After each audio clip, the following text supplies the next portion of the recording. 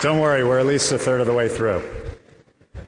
And now for year-end wrap-up, let's throw the show to Yahtzee from Zero Punctuation one last time.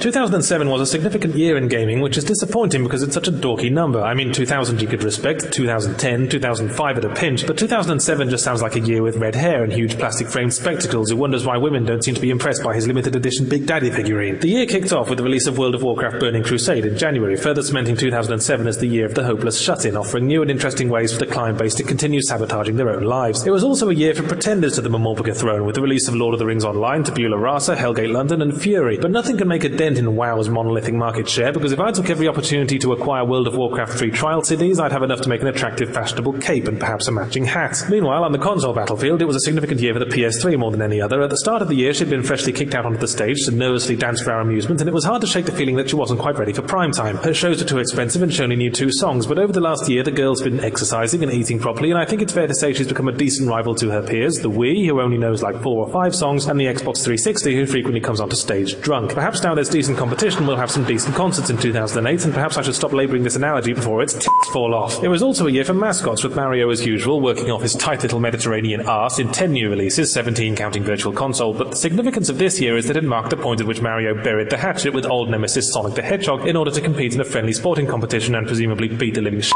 out of each other this year in Smash Bros. Brawl. Personally, if it comes down to a fight between 2 guys who make a living jumping on people, then my money's on the one with spikes growing out of his flesh. But what could have been a better closing moment for 2007 than the release of a new Duke Nukem Forever teaser? Yes, it seems that 3D Realms have been doing something other than giving each other piggyback rides for the last 10 years. In a stroke, all the anticipation we haven't felt since 1998 returned like a taser gun to the base of the spine. I just hope that 3D Realms understands that if this game doesn't turn out to be history's greatest contribution to human culture and the cure for at least one type of cancer, then I and every other reviewer on Earth are going to saw its bollocks off.